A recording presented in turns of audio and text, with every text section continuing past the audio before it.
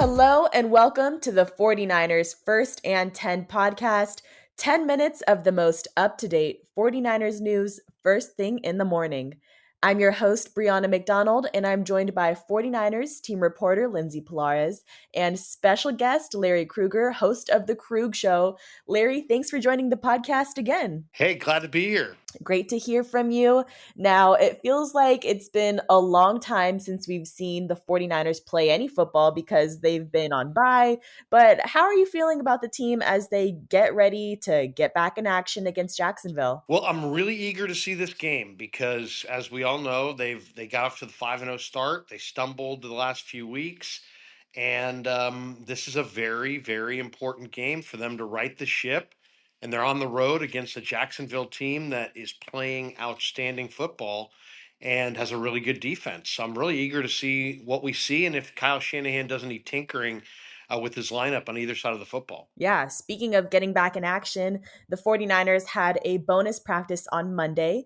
Lindsay, did you notice a significant health update on the team, especially following the bye? From what we've seen just from the bonus practice on Monday, since the 49ers did have Tuesday off, it does appear that the team is trending in the right direction health-wise.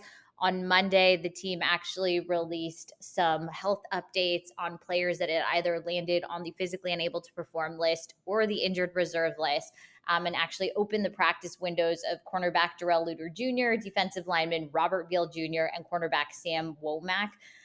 So good for them in terms of just being able to get back to the practice field, rejoin the team. And then we also saw wide receiver Deebo Samuel, who suffered a hairline fracture in his shoulder in week 6 against the Cleveland Browns.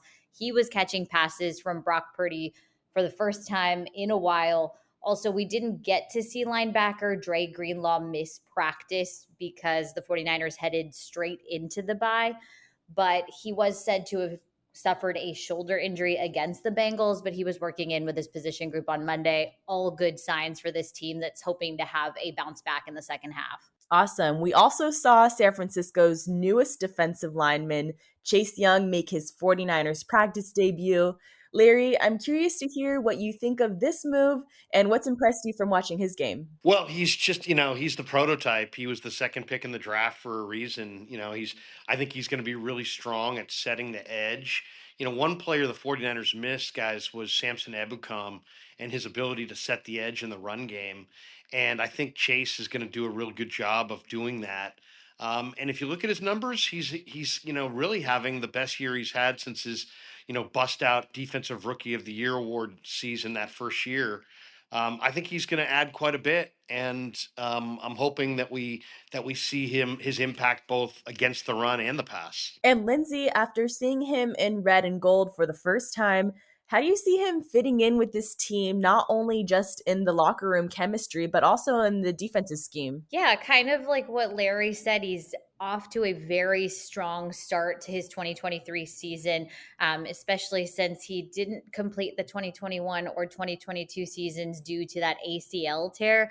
He's been playing a lot of snaps in 2023, and he looks like he's ready to jump right in. I saw him on practice on Monday. It was an energetic practice. He's wearing number 92, and I think it's also helpful to be joining a team with a former teammate. He went to college, obviously, with Nick Bosa at Ohio State, and certainly you could see them just chopping it up on the field. And I'm sure that Nick is trying to do, everything he can to help get him up to speed, but it looks like it's going to be a good fit for the 49ers. Although having a new name in the building is exciting and re-energizing for the team, 49ers leadership made it pretty clear that they're not looking to Young as any type of quick fix to the team's recent history. I mean, General Manager John Lynch shared that everyone is looking internally to what they have to improve on to bounce back. So, Larry, what exactly does that mean for this team after reflecting on the past 3 weeks? What are some key areas of the 49ers game you want to see them improve on against Jacksonville? Well, they really need to tighten the run game, or the run defense, I should say.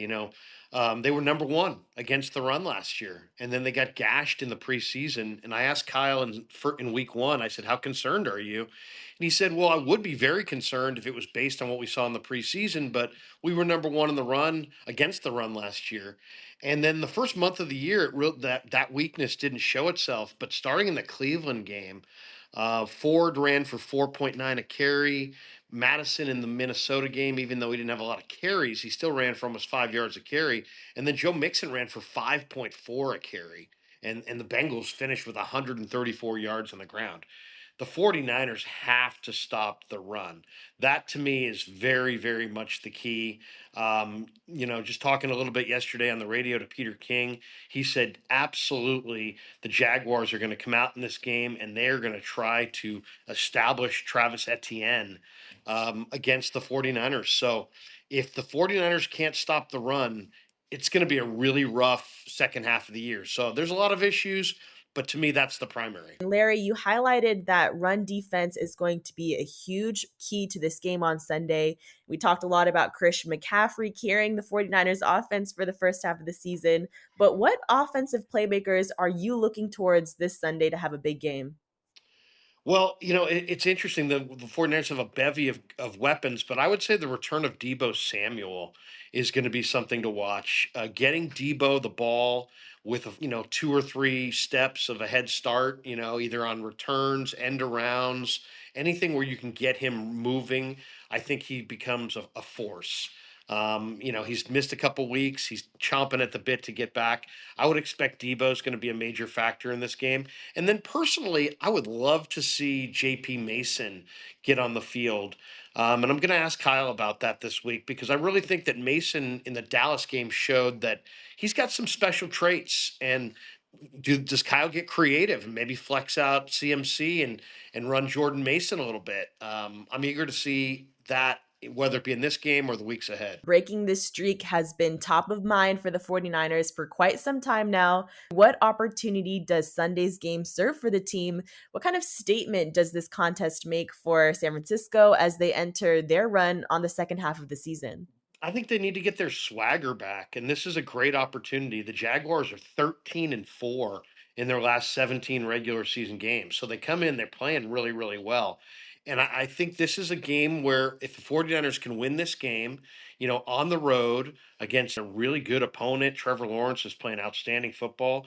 That's going to be a great thing. And that they're going to get a lot of momentum out of that. And I think this is a big opportunity for the Niners offensive line to kind of reestablish themselves. We know Aaron Banks is out with the turf toe, but man, I mean, you look at Jacksonville, Josh Allen, Trayvon Walker, Foyade Alawakan, Devin Lloyd. I mean, they've got 4 or 5 of the NFL's better defensive players on their front.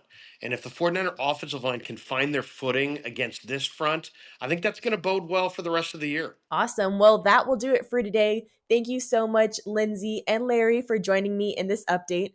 Don't forget to follow First and 10 on Spotify and Apple Podcasts. Turn on the notifications so you're in the know when we post any breaking news updates. And thank you, Faithful, for tuning in.